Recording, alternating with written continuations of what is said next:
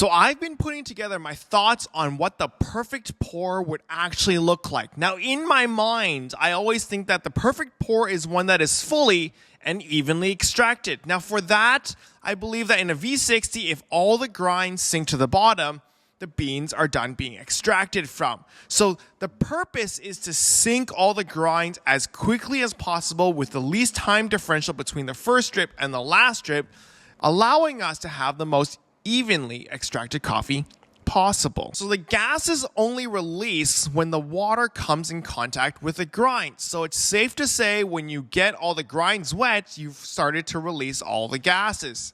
So in one of my videos before, I released a solution with a switch where you actually start with the water first, then you add the beans on top, and you kind of pour with a little bit of water at the bottom. This allows you to have more surface area touching the water at the bottom, and then you get this kind of sandwich motion of water from the top and the water at the bottom, allowing you to extract all the flavors in a very short amount of time.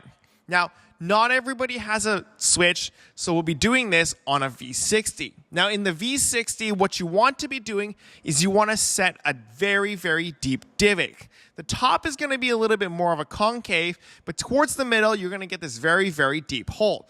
Now, you're going to start pouring really slowly from beginning to end, and we're going to be starting right down in that deep hole. This allows your first drip to hit the bottom and then kind of flush the liquids from the bottom to the top. So you're kind of replicating, quote unquote, the idea of having water first in the switch. Now from here, what's going to happen is as the gases move up through the hole or the divot, you're going to notice a dome's going to be forming. Now because we're pouring really slowly, what we're going to be able to do is we're going to be able to target the area where the grounds are just underneath the edge of the dome. This allows us to kind of maximize our pour, and we're going to be intentfully trying to get all the grounds wet as quickly as possible. So you're going to be right underneath the edge, and then you're going to be moving out towards the edge. Now, once you've hit the side, the walls of the V60, you're going to continue running really slowly along the walls. And what you're going to be noticing is you're going to notice that as the gases are releasing, the top stops having that dome shape and starts flattening out. And when it flattens out, it's going to crack in the middle, and that just signifies everything's ready to fully extract. So what we're going to do is we're going to stop the water now, we're going to give it a quick stir, and let everything drain. Now, this is kind of where it gets tricky because you're going to notice that with the slow pour, pouring intentfully at the dry grounds, underneath the dome, we're going to be able to extract all the flavors very quickly. And that means you don't use the 1 to 15 standard of water. You might be at the 1 to 8, 1 to 9, 1 to 11, depending on how skillful you are. So with the missing amount of water, you're going to have a very strong coffee, but it's not really a big problem. You can do a bypass, which is very, very common in the AeroPress championships. They brew a very strong coffee at the beginning, and you can add water to it. Now, the stronger your coffee, the more room you have to play around.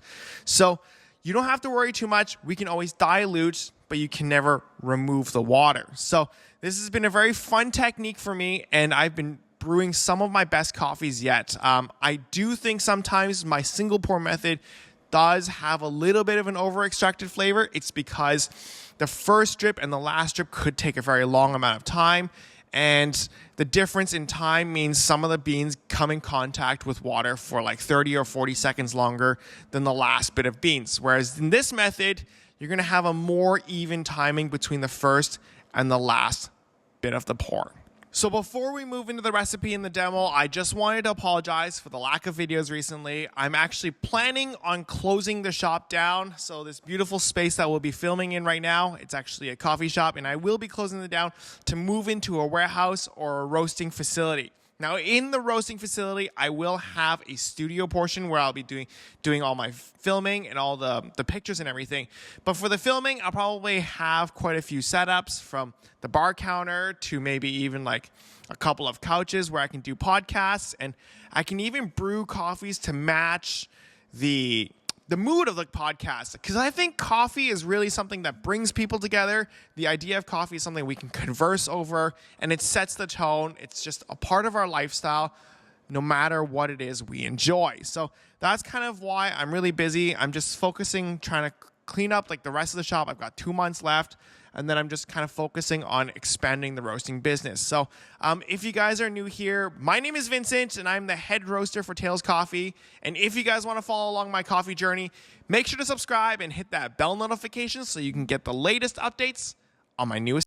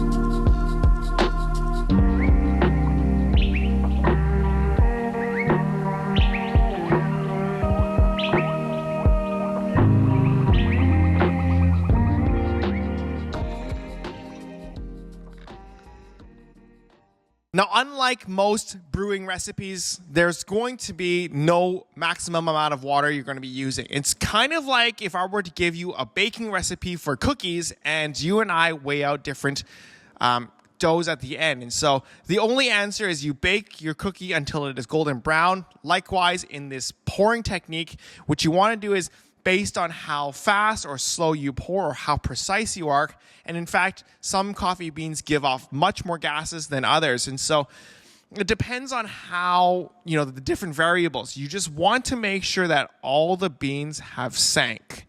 And when that happens, you'll know it's because the crust has cracked open. So that's the only indicator. When the crust starts to crack open, you know the beans or the gases are trying to float up from the bottom and it's breaking through the surface already. And so you give it a quick stir, you're done. It's good to go. There's no maximum amount of water.